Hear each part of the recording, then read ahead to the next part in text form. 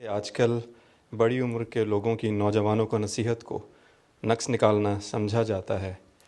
خاکسار کا سوال ہے کہ ہم نوجوانوں اور بچوں کے لیے مسجد اور جماعت کے ماحول میں خوشگواری کیسے قائم رکھ سکتے ہیں؟ بات یہ کہ تھوڑی سی نفسیات بھی پڑھنی چاہیے نا. ایسے نصیحت کیوں کرتے ہیں جس سے لگے کہ نقص ڈال رہا ہے. جس طرح میں نے ابھی ان کو بتایا کہ بچپن سے اگر اٹھان ایسی ہو بچوں کی کہ ان کو پتہ ہو کہ دین کیا ہے اور انہیں دین سیکھنا ہے، تجسس ان میں خود پیدا ہو تو وہ خود سوال کریں گے اور ان کے جواب دو. اور پھر اگر غلطیاں کرتے ہیں، غلطی ہر کوئی کرتا ہے، انسان بڑے بھی کرتے ہیں چھوٹے بھی کرتے ہیں، تو ان کو پھر سمجھانا، آسان طریقے سے سمجھانا. اللہ تعالیٰ کا بھی یہی فرمان ہے کہ اگر تم نے نصیحت کرنی ہے تو اچھے طریقے سے نصیحت کرو. اور کل بھی میں نے مثالیں دی ہیں کہ صلی اللہ علیہ وسلم نے مانگنے والے کو دیا لیکن پھر ایک نصیحت بھی فرما دی آخر میں. یہ نہیں کہ تم کیا مانگنے آ جاتے روز جھاڑ جھوڑ دیا، نہیں. میں نے اس کے بڑے خوبصورت انداز میں کہ کیا اچھا ہو اگر تم دینے والے ہاتھ بن جاؤ.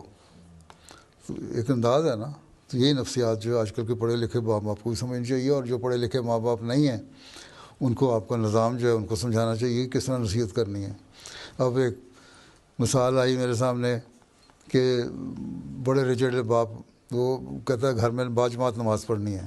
بڑی اچھی بات ہے، باجماعت نماز پڑھنی ہے، لیکن لڑکی باغی ہو رہی ہے اس لیے باپ ہر وقت پیچھے پڑا رہتا ہے. اب باپ کو لڑکیاں جب جوان ہو جاتی ہیں ان کے حالات کا بعض کا نہیں پتہ ہوتا. مائیں ان کی بہتر جانتی ہیں، اس لیے اگر ان کو نمازوں کے لیے کہنا تو ماؤں کے ذریعے سے کھلوانا چاہیے. اور پھر ضروری نہیں ہے کہ عورتوں کے لیے تو باجماعت نماز ویسے ہی نہیں ہے کہ زبردستی بلانا، نہیں آؤ ابھی آؤ میرے سامنے شامل ہو. وہ دین سے بھی ہٹ گئی، وہ خدا سے بھی ہٹ گئی. اب آہستہ آہستہ سمجھایا تو اس کو خدا کے تو قریب آ گئی ہے، پر جماعت کو برا سمجھتی ہے. تو سمجھانے کے بھی طریقے ہوتے ہیں. اس لیے جو بڑے نصیحت کرتے ہیں ان کو بھی سمجھنا چاہیے کہ یہ زمانہ وہ نہیں ہے کہ ہم ڈنڈے کے زور پہ سمجھا دیں. اس لیے نفسیات دیکھنی پڑتی ہے بچوں کی، ماحول دیکھنا پڑتا ہے، طریقہ دیکھنا پڑتا ہے. مختلف طریقے ہیں.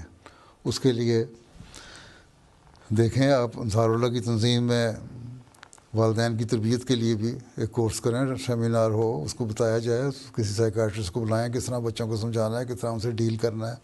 جو تجربہ کار ہیں لوگ جن کے بچے اچھی تربیت میں ہیں یا سمجھتے ہیں باتوں کو، ان کے لیکچر دلوائے جائیں تاکہ ماں باپ کی ٹریننگ ہو، پھر آگے بچوں کی ٹریننگ ہوگی. پہلے تو اپنا ہی اصلاح کریں نا، پھر اگلوں کی اصلاح ہوگی.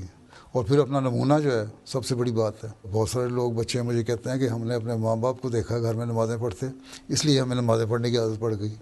ہم نے دیکھا ہم لوگ قرآن کریم پڑھتے اس لیے ہمارا بھی دل چاہ کہ ہم قرآن کریم پڑھیں.